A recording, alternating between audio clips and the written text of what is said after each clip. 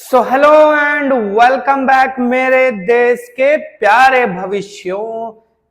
Comment sections में बच्चे video की डिमांड कर रहे थे, सर चैप्टर 17 का वन शॉट बना दो, economic problems of India and challenges, poverty and unemployment.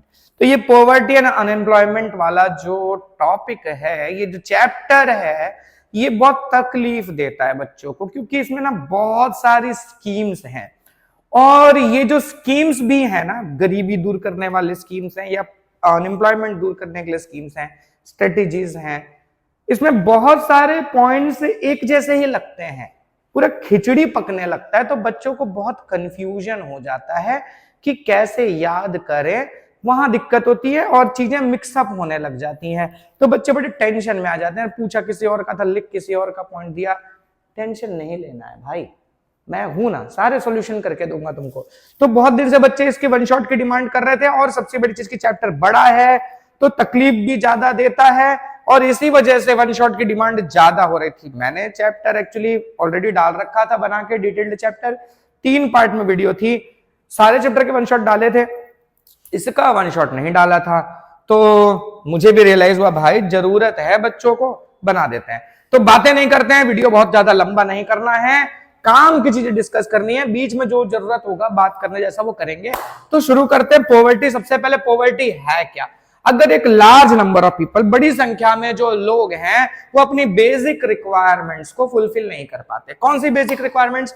Food, cloth, shelter, education और हेल्थ। खाना, रहना, कपड़ा, यानी रोटी कपड़ा मकान के अलावा हेल्थ और एजुकेशन, ये 5 रिक्वायरमेंट्स अगर कोई फुलफिल नहीं कर पा रहा, बड़ी संख्या में ऐसे लोग अगर फुलफिल नहीं कर पा रहे, तो इस सिचुएशन को हम कहते हैं क्या?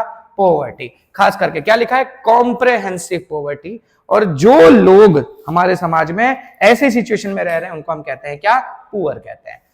People living below poverty line, poverty line से नीचे रहने वाले लोगों की प्रॉपर्टीज क्या है, फीचर्स क्या है? 4 मार्क्स के या 3 मार्क्स के अंदर ये क्वेश्चन आता है, ठीक है। तो कैसे लोगों को हम पॉवर्टी लाइन के नीचे के लोग कहेंगे कि ये गरीब लोग हैं? तो जैसे यहां पर दिया हुआ है, पहला हमारा 2 दिन का खाना, सॉरी, एक दिन में 2 टाइम का खाना भी ये लोग मतलब इनको नसीब नहीं होता। 2 मील्स अ डे भी ये अफोर्ड नहीं कर पाते। ड्वेलिंग प्लेस नहीं होता, इनके पास रहने वहने की जगह नहीं होती। देखो इस तरह के झुग्गी वगैरह बनाकर ये लोगों को रहना पड़ता है। सैबी और स्लम एरियाज में, मतलब झोपड़पट्टी वगैरह में, गंदगी वाले एरियाज में ये लोग रह रहे होते हैं। फिर जो इनकी इनकम है, जो एवरेज नेशनल डिटरमाइंड इनकम है, कि मतलब इस देश में मतलब अपना गुजारा करने के लिए कम से कम इतनी इनकम होनी चाहिए, उससे भी इनकम इनकी कम होती है। फिर बात करें लाइफ स्पैन, इनका जो जीवन का जो लेंथ है, जिंदगी जीने का जो लेंथ है, एज जो है, जितने दिन तक ये जी पाते हैं, वो भी देश के एवरेज से कम है। मतलब अगर देश के एवरेज लोग जो है, एवरेज पॉपुलेशन देश की अगर 60 साल या 70 साल की एज तक जी रही है, तो ये लोग 40 साल 50 साल में ही इनकी डेथ हो जा रही है। तो इनकी एवरेज जो लाइफ स्पैन है वो देश के एवरेज से कम है।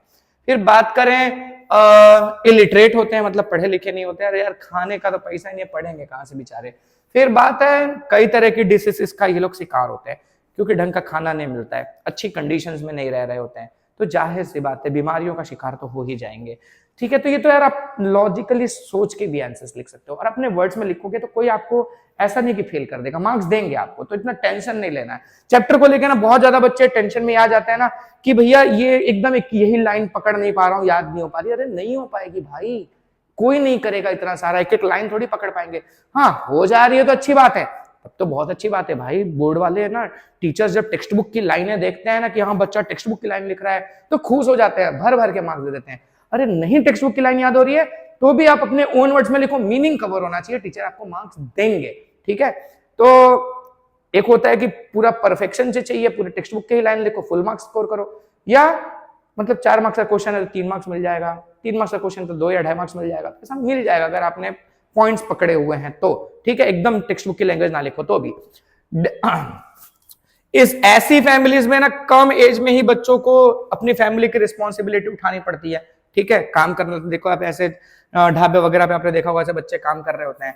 डेथ रेट ऐसे लोगों में ज्यादा होता है, ठीक है। मतलब डेथ जल्दी, देख रहे हो ना कि एवरेज लाइफ एक्सपेक्टेंसी इनकी कम है, तो जाहिर सी बात है डेथ जल्दी हो रही है, तो डेथ रेट हाई होता है इन लोगों में। अच्छा, तो efforts made by the government, लोगों के लिविंग स्टैंडर्ड को, जो पॉवर्टी लाइन से नीचे रह रहे हैं लोग, बिलो पॉवर्टी लाइन के लोग हैं, इनके स्टैंडर्ड को इंप्रूव करने के लिए, लिविंग स्टैंडर्ड को इंप्रूव करने के लिए गवर्नमेंट ने क्या किया है? तो गवर्नमेंट ने क्या किया है ना, देखो ऐसे लोगों को आइडेंटिफाई किया है, गांवों में चाहे शहरों में ऐसे बहुत सारे लोग हैं, उनको आइडेंटिफाई किया है, उनको नाम क्या दिया है? अंत्योदय फैमिलीज। याद रखो, अब क्या गरीब परिवार बोलना अच्छा नहीं लगता, तो इसलिए उसके लिए वर्ड यूज किया गया है अंत्योदय फैमिलीज। ठीक है, तो इनके लिए अलग से स्पेशल रेशन कार्ड्स बनाए जाते हैं। ठीक है, जैसे रेड कलर का रेशन कार्ड होता है, बीपीएल कार्ड बनता है, ऐसी फैमिलीज को गवर्नमेंट क्या करती है, इन रेशन कार्ड्स के थ्रू फेयर प्राइस शॉप्स पर से, जो सरकारी राशन की दुकानें होती है वहां से उनको सस्ते दाम में खाने पीने की चीजें अवेलेबल करवाते हैं। ठीक है, अच्छा, ताकि भाई इनका जो है जैसे कि wheat, sugar, oil, salt, kerosene, मतलब ये बेसिक नीड की चीजें हैं। केरोसिन मतलब वो चूल्हे वूल्हे के लिए इनको, तो ये सारी चीजें इनको सस्ते दाम में अवेलेबल करवाया जाता है ताकि कम से कम पेट भर के खाना तो ये लोग खा सकें। तो जो थोड़ी बहुत कमाई ये लोग कर रहे हैं वो पैसे बचा के अपने लाइफ पर स्पेंड करेंगे तो इनका लिविंग स्टैंडर्ड इंप्रूव होगा, इसलिए गवर्नमेंट ऐसा करती है। ठीक है, तो लिविंग स्टैंडर्ड इंप्रूव करने के लिए काम करती है। फिर कॉन्सेप्ट ऑफ पॉवर्टी, सबसे पहले जो पॉवर्टी का कॉन्सेप्ट है वो प्रपोज करने वाले भाई साहब ये थे, नाम था इनका क्या? बायर्ड और, WHO के डायरेक्टर थे, नाम याद रखना, 1 मार्क्स के क्वेश्चन में आएगा। ठीक है, तो WHO के डायरेक्टर बायर्ड और ने सबसे पहले पॉवर्टी का कॉन्सेप्ट लोगों के सामने रखा, प्रपोज किया। अच्छा, फिर इसमें इन्होंने क्या बताया कि जैसे ना हमको कुछ चीजें मतलब डिटरमाइन करनी पड़ेगी, जैसे खाना, ठीक है, कैलोरीज का इनटेक, लिविंग स्टैंडर्ड में जैसे एजुकेशन मिल रहा है कि नहीं, हेल्थ फैसिलिटीज मिल रही है कि नहीं लोगों को, तो ये कुछ ऐसे यहाँ जैसे लिखा है क्लीन ड्रिंकिंग वाटर मिल रहा है कि नहीं, रहने का अरेंजमेंट है कि नहीं, तो ये सारी चीजों को कंसिडर करके बोला कि हमको एक पॉवर्टी लाइन बनाना चाहिए। किसी देश में ये सारी रिक्वायरमेंट्स को पूरा करने के लिए कुछ पर्टिकुलर अमाउंट ऑफ पैसे को जरूरत पड़ेगी, तो वो पैसा एक पर्सन कमा पा रहा है कि नहीं वो हमको देखना है। तो जितना वो पैसा डिसाइड किया जाएगा उसको कहा जाएगा पॉवर्टी लाइन। मतलब कि समझो कि इंडिया की अगर हम बात करें कि इंडिया में अगर सब लोगों को एक बेसिक लाइफ जीनी है, मतलब 2 टाइम का खाना मिल जाए, बच्चे को एजुकेशन मिल जाए, रहने का अरेंजमेंट आपके लिए हो जाए, कपड़े ढंग के आप पहन सको, ढंग के मतलब इसमें गुच्ची और मतलब एकदम हाई फाई वाले नहीं, एकदम ब्रांडेड नहीं, मतलब नॉर्मल कपड़ा पहन सको आप, तो ऐसी चीजों को पूरी तरह से फुलफिल करने के लिए अगर मान लो इंडिया में एक परिवार को 4,000 रुपए की जरूरत पड़ती है, 4,000 में काम हो जाएगा, तो 4,000 बना दिया जाएगा पॉवर्टी लाइन। क्या बना दिया जाएगा? पॉवर्टी लाइन, कि 4,000 की इनकम पॉवर्टी लाइन है। अगर कोई 4,000 से कम कमा रहा है तो वो बिलो पॉवर्टी लाइन है, और 4,000 या उससे ऊपर कमा रहा है तो वो अबव पॉवर्टी लाइन है। ठीक है, तो इस तरह से ये पॉवर्टी लाइन डिसाइड की जाएगी, पूरी दुनिया में ऐसा सिस्टम रखा जाएगा, ये इन्होंने प्रपोज किया था। अब इसमें एक चीज लिखी गई कि the concept of poverty line जो है ये चेंज होता रहता है, मतलब अलग अलग जगहों पर अलग हो सकता है। जैसे कि इंडिया में अगर पॉवर्टी लाइन जितने अमाउंट को डिसाइड किया जाए, फॉर एग्जांपल 4,000 रुपए, तो यूएस में भी 4,000 रुपया ही पॉवर्टी लाइन नहीं हो सकता, क्योंकि यूएस में चीजों की जो कीमतें होंगी वो अलग अलग हो सकती हैं। हो सकता है कि इतनी रिक्वायरमेंट को फुलफिल करने के लिए आप इंडिया में 4,000 रुपए में काम कर सकते हो, तो ये सेम रिक्वायरमेंट्स को फुलफिल करने के लिए यूएस में आपको 10,000 रुपए की जरूरत पड़े, तो वहां पर वो पॉवर्टी लाइन 10,000 हो जाएगा। तो अलग अलग जगह का अलग अलग हो सकता है। और इंडिया में भी अगर हम बात करें, एक देश में भी समय के साथ भी बदलता है। आज जो पॉवर्टी लाइन है 10 साल बाद भी पॉवर्टी लाइन की वैल्यू वही नहीं रहेगी, वो चेंज हो जाएगी, क्योंकि चीजों की कीमतें भी बदलेंगी। ठीक है, तो उस हिसाब से चीजें चेंज होती रहती हैं। अच्छा, मेजरमेंट ऑफ पॉवर्टी, तो पॉवर्टी को 2 कैटेगरीज में बांटा गया है। पॉवर्टी को मापने के लिए हम 2 क्राइटेरिया यूज करते हैं। ठीक है, कि एक बोलते हैं एब्सोल्यूट पॉवर्टी और दूसरा है रिलेटिव पॉवर्टी। अच्छा, इसमें क्या लिखा है देखो, ये तो हम मतलब 2 टाइप्स की जो पॉवर्टी की बात कर रहे हैं। क्राइटेरिया जो है उन लोगों ने बोला 2 क्राइटेरिया कौन कौन से बेसिस पर रखे जाते हैं। पहला है on the basis of expenditure, आपको कॉमोडिटीज और सर्विसेज को पाने के लिए कितना खर्चा करना पड़ेगा उसके बेसिस पर डिसाइड किया जाता है। और दूसरा है on the basis of total income of the family, कि आपकी फैमिली की इनकम क्या है। एक है कि मतलब इतना खर्चा करना है, क्या ये आप इतना खर्चा कर पा रहे हो, अगर नहीं कर पा रहे हो तो आप पॉवर्टी लाइन से नीचे हो, अगर इतना कर पा रहे हो तो आप पॉवर्टी लाइन से नीचे नहीं हो। एक तो वह खर्चा करने के हिसाब से, दूसरा है आपकी इनकम के हिसाब से, कि इतना इनकम आपका कम से कम होना चाहिए।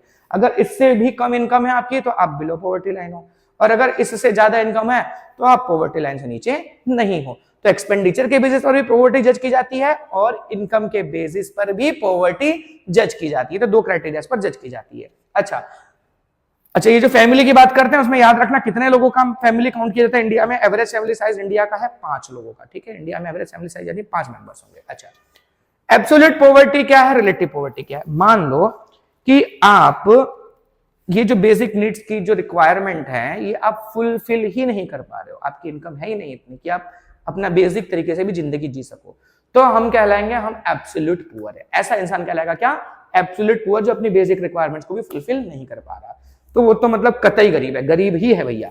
दूसरा है रिलेटिव पॉवर्टी। रिलेटिव पॉवर्टी में तो कंपैरिजन, कंपैरिजन है। अब इसमें जरूरी नहीं है कि वो अपनी बेसिक नीड्स नहीं फुलफिल कर पा रहा है। एक आदमी ऐसा है जो महीने का 10,000 कमा रहा है, ठीक है, वो अपनी लाइफ जी रहा है, मतलब बिलो पॉवर्टी लाइन तो नहीं है, वो 10,000 जी रहा है। दूसरा आदमी 20,000 कमा रहा है महीने का, तो 10,000 वाला जो है वो 20,000 के कंपैरिजन में रिलेटिवली पुअर है। और इसमें देखा जाए तो भैया जो हमारे अंबानी जी भी हैं, अगर हम उनको मतलब एलन मस्क के साथ कंपेयर करें तो एलन मस्क के पास जो इनकम है और अंबानी जी की इनकम है, इंडिया में तो बहुत अमीर आदमी है वो, लेकिन अगर हम इन दोनों को कंपेयर करें तो अंबानी जी मस्क के सामने गरीब लिखेंगे, तो दैट इज रिलेटिव पॉवर्टी, ठीक है, तो रिलेटिवली पुअर लिखेंगे। तो रिलेटिव पॉवर्टी का कॉन्सेप्ट मींस कंपैरिजन, और एब्सोल्यूट पॉवर्टी मतलब बेसिक नीड्स भी फुलफिल नहीं कर पाना। इंडिया के अंदर गरीबी की अगर हम बात करें तो जो 2011 और 12 के सेंसस थे उसके हिसाब से गवर्नमेंट ने डिसाइड किया था कि 816 पर पर्सन, ठीक है, रूरल एरियाज में खर्चा लगता है। मतलब अगर फैमिली है एक 5 लोगों की तो 4,080 रुपया महीने का अगर ये फैमिली खर्चा कर रही है तो ये गरीबी रेखा के नीचे नहीं है। अगर इतना भी खर्चा नहीं कर पा रही है तो वो गरीबी रेखा से नीचे है। कौन से जगह में, रूरल एरियाज में। शहरों में यानी अर्बन एरियाज में पर पर्सन वो वैल्यू 1,000 की रखी गई है, तो फैमिली के लिए कितनी है 5,000। मतलब एक फैमिली 5,000 रुपीज अगर एक्सपेंडिचर कर रही है अपने लाइफ में एक महीने के अंदर, तो वो लोग गरीबी रेखा से नीचे नहीं है। अच्छा, फिर क्या बताया गया है, अगर और बात करें तो 121 करोड़ पॉपुलेशन थी इंडिया की 2010 में, जिसमें से 32.7% लोग बिलो पॉवर्टी लाइन थे। 2010 की बात करें अगर हम, आज से 15 साल पहले चलें तो, जो कि इंडिया का लगभग 45.6 करोड़ पॉपुलेशन, लगभग 45 करोड़, यार 45 करोड़ से ज्यादा 46 करोड़ लोग देश में बिलो पॉवर्टी लाइन जी रहे थे 2010 के हिसाब से। अच्छा, इसमें भी छत्तीसगढ़ जो हमारा स्टेट है वो सबसे ज्यादा गरीब स्टेट में काउंट होता है, पूरे स्टेट है, जिसके स्टेट में पूरे स्टेट की जो पॉपुलेशन है उसका 36.9 यानी 37% हमारा पॉपुलेशन बिलो पॉवर्टी लाइन था। और गरीबी में कम यानी सबसे कम गरीब जो स्टेट है वो कौन सा है, हमारा गोवा। ये 2010-11 के डेटा के हिसाब से हम बात कर रहे हैं। अच्छा, सिर्फ 5.09% लोग यहाँ गरीब हैं। गुजरात की बात करें तो गुजरात में 16.63% लोग बिलो पॉवर्टी लाइन है। कुछ गिने चुने स्टेट्स जो इंडिया के, जैसे छत्तीसगढ़ है, असम है, उत्तर प्रदेश है, मणिपुर, बिहार, अरुणाचल प्रदेश, झारखंड, उड़ीसा, यहाँ जो मतलब पॉवर्टी का प्रोपोर्शन है इट इज मोर देन 30%। यानी यहाँ की पॉपुलेशन में 30% से ज्यादा जनसंख्या बिलो पॉवर्टी लाइन जी रही है। ये देश के ज्यादा गरीब राज्यों में गिनती होती है इनकी। हालांकि देखो बहुत सारे स्टेट्स इसमें से ऐसे हैं जहां बहुत सारा रिसोर्सेस अवेलेबल है, मिनरल्स अवेलेबल है, फिर भी ये राज्य गरीबी में है, ठीक है। अब गवर्नमेंट को उसके हिसाब से काम करना चाहिए। The poor live in wealthy India. अमीर भारत में गरीब रहते हैं, मतलब देश तो अमीर है पर लोग जो रह रहे हैं यहाँ बहुत सारे वो गरीब हैं। अरे यार ये कैसे हो सकता है, देश अमीर है तो लोग कैसे गरीब हो जाएंगे, है ना। समझते हैं, ये क्वेश्चन पूछते हैं और इसी तरह से लिख के पूछते हैं, ये सीधा लाइन डाल देंगे, बोलेंगे एक्सप्लेन करो भैया इसको।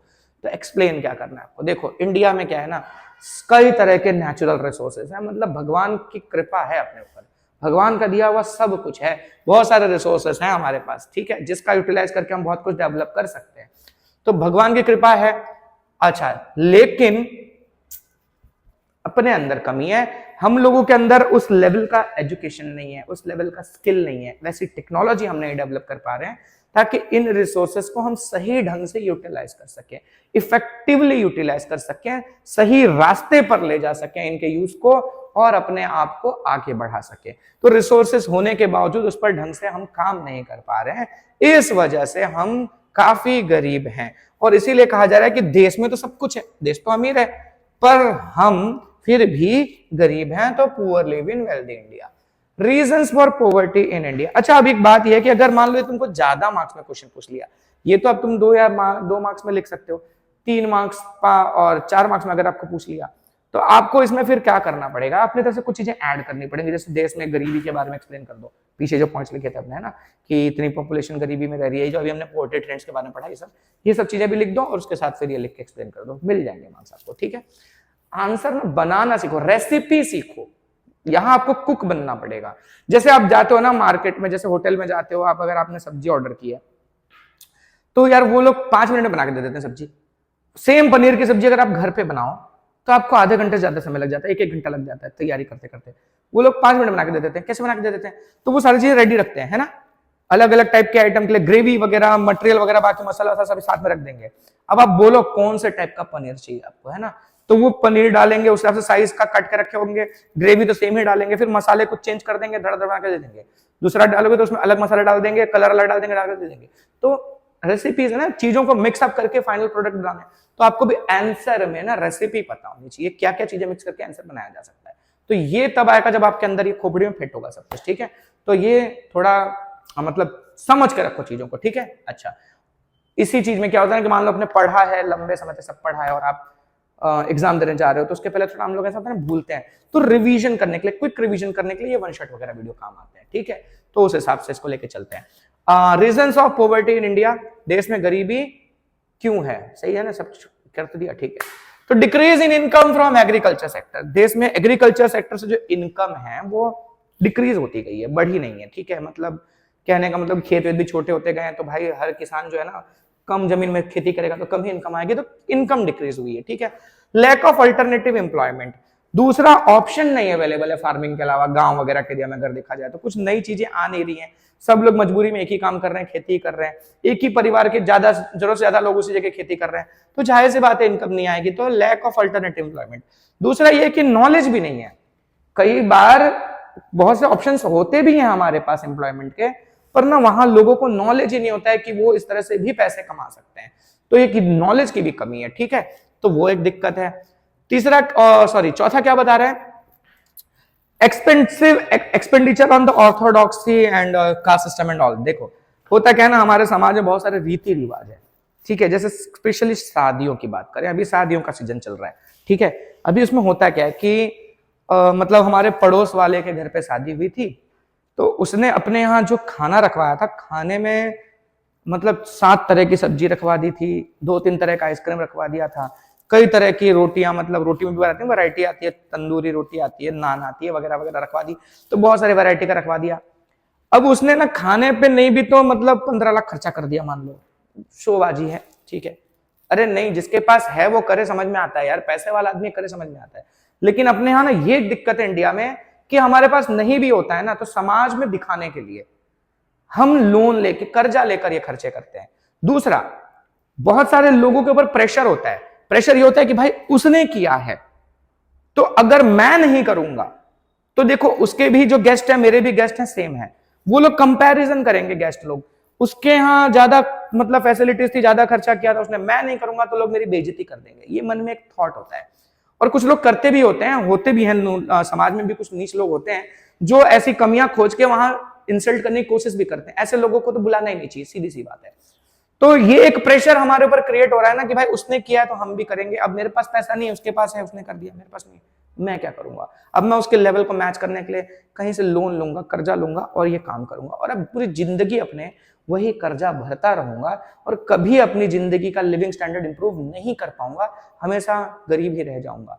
तो ये चीज यार सही नहीं है। तो ये चीज हमारे यहाँ ना बहुत होती है, कितना भी डिनाई कर ले हम लोग, ये मानना पड़ेगा, नहीं रिजेक्ट कर सकते।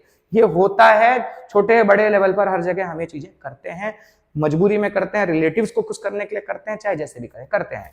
तो ये एक बहुत बड़ा वजह है। ठीक है, अब तुम देख लो ना, तुम कितने भी अच्छी चीज रख लो, जिसको कमी ढूंढनी है ना, वो आके कुछ ना कुछ कर देगा, सब करके बोलेगा अरे यार दाल में ना नमक कम था, तड़का जो मारा था ना उसमें जीरा ज्यादा जला दिया था। तो यार कुछ भी बोलने वाले बोलते हैं। ठीक है, तो इतना ज्यादा नहीं सोचने का, अपनी कैपेसिटी के हिसाब से खर्चा करने का। इलिटरेसी, अब ना एक चीज ये भी है कि एजुकेशन का लेवल कम रहा है, बहुत सारे लोगों में इलिटरेट रहे हैं। अब यार इलिटरेट रहेंगे तो जाहिर सी बात है कोई ऐसा जॉब तो कर नहीं पाएंगे जिससे थोड़ा ढंग का इनकम कमा सके, तो मजदूरी मेहनत वगैरह ही कर पाते हैं। अब मेहनत मजदूरी भी तब तक करेंगे जब तक हेल्थ साथ देगा, अगर हेल्थ खराब हो गई तो वो भी नहीं कर पाएंगे, तो भाई जाहिर सी बात है गरीबी में रहेंगे। ठीक है, अच्छा फिर एक चीज और होता है ना, मैं तो ये बोल रहा था, इसके अलावा यहाँ पे क्या लिखा है जरा वो भी देख लेते हैं। भाई मैंने थोड़ा इलिटरेसी से ही तुमको एक पॉइंट बना के बता दिया, वो भी लिख सकते हो, कोई दिक्कत नहीं है। एक यहाँ क्या लिखा है ना कि इलिटरेसी की वजह से लोग ना विक्टिम बन जाते हैं, जिससे ना समाज में कुछ स्कीमें भी चलाई जाती है ना उनके फायदे के लिए, वो उसका फायदा नहीं ले पाते हैं। दूसरे लोग उनको बेवकूफ बना के उनका सब पैसा छीन लेते हैं और उनको वही गरीबी में ही छोड़ देते हैं। तो एक्सप्लॉयटेशन होता है बहुत सारे लोगों का इलिटरेसी की वजह से, नॉलेज नहीं होता, उनके साथ ठगी हो जाती है।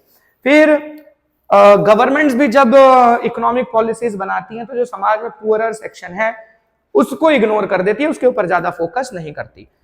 कैश क्रॉप्स का प्रोडक्शन बढ़ने की वजह से सब लोग कैश क्रॉप्स उगाने में लग गए, तो जो फूड आइटम्स हैं वो कोई उगा ही नहीं रहा है, अब उनका प्रोडक्शन कम हो गया। अब उनका प्रोडक्शन अगर कम होगा तो भाई जाहिर सी बात है प्राइस बढ़ जाएगा, महंगा हो जाएगा।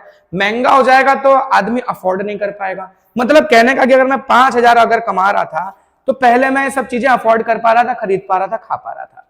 अब क्या हो गया, क्योंकि लोग फूड का प्रोडक्शन कर ही नहीं रहे हैं, लोग कैश क्रॉप्स उगा रहे हैं, अपना प्रॉफिट देख रहे हैं, फूड का प्रोडक्शन कम हो गया है फूड क्रॉप्स का, तो उनके कॉस्ट बढ़ गए। तो अब मैं 5,000 में वही सेम चीज अफोर्ड नहीं कर पा रहा हूं, तो भाई मैं गरीब हो गया, सीधी सी बात है। तो ये चीज होती है, ठीक है। तो ये भी हो रहा है। और क्या है आगे, फिर क्या है, because of execution of economic reforms. अच्छा, जो इकोनॉमिक पॉलिसीज लाई गई देश में, उसमें ऐसे रिफॉर्म्स लाए गए कि शहरों में डेवलपमेंट तो हुआ, पर जो गांव के एरिया है ना उनकी इकोनॉमिक कोलैप्स हो गई। वहां की कॉटेज इंडस्ट्री वगैरह जो थी वो सब बंद हो गई।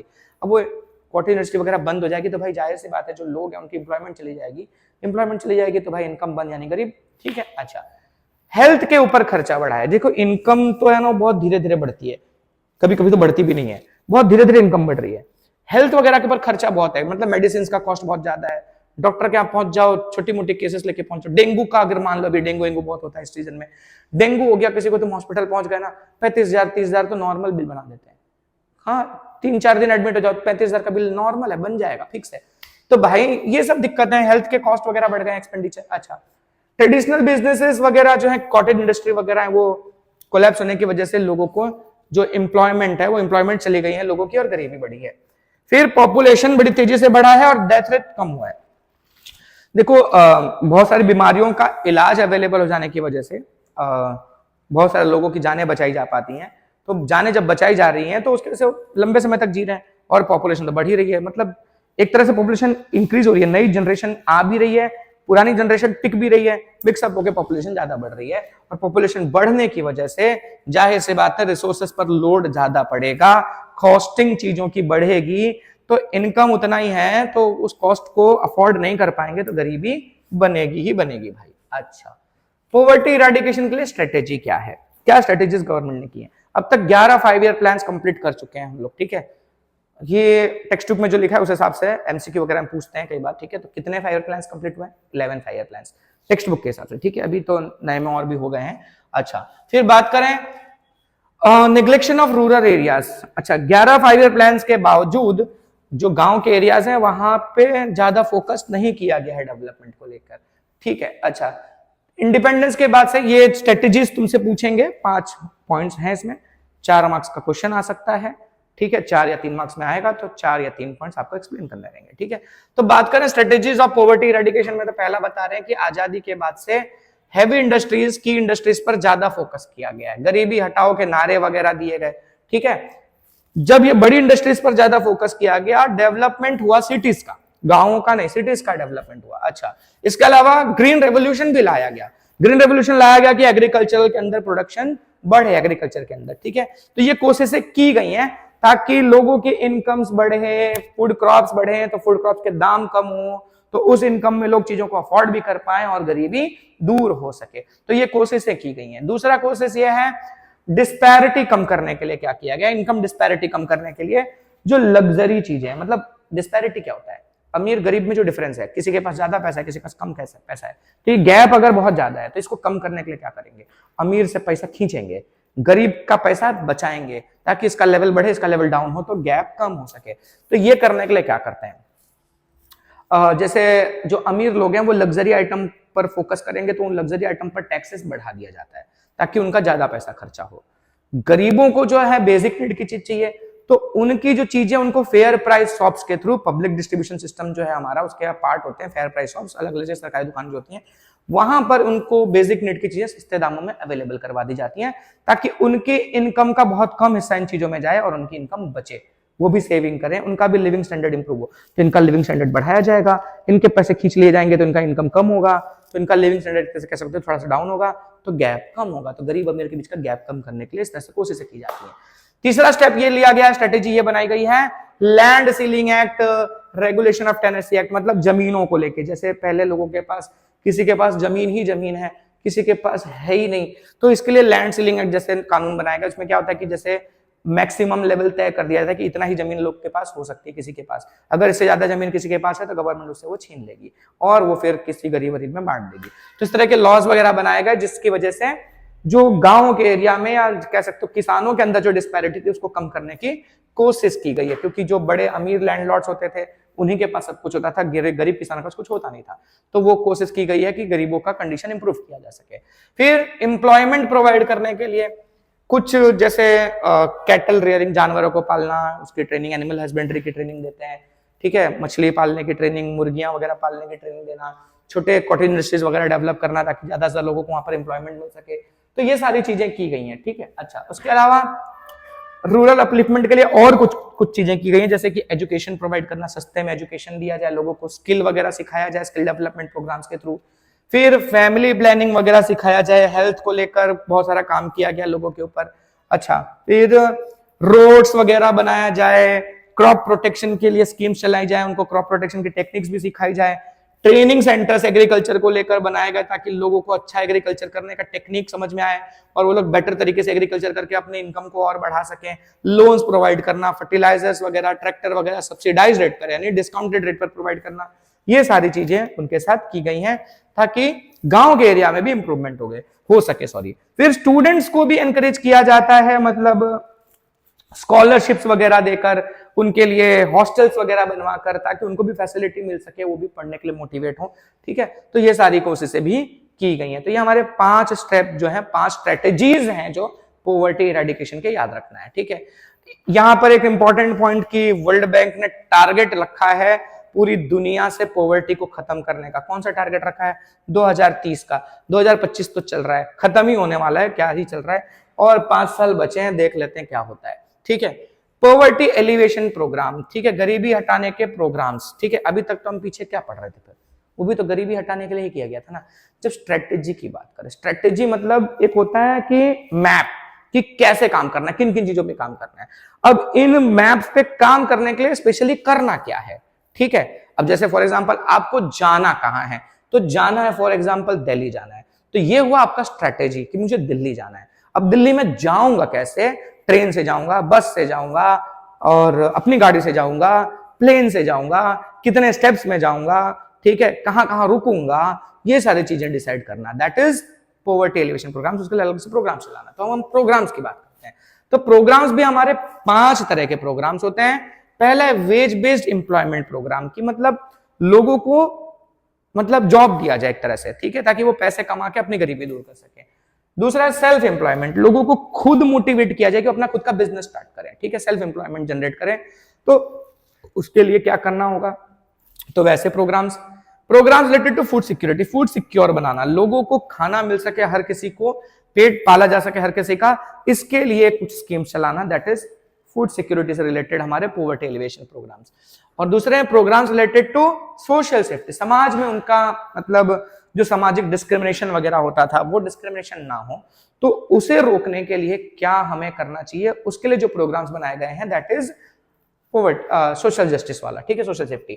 Then programmes of elimination of poverty in urban area, specially शहरों में गरीबी दूर करने के लिए कुछ प्रोग्राम्स बनाए गए हैं शहरों को टारगेट करके, तो वो ये हो गए, ठीक है। तो ये 5 तरह के पॉवर्टी एलिवेशन प्रोग्राम्स हमको देखने को मिलते हैं।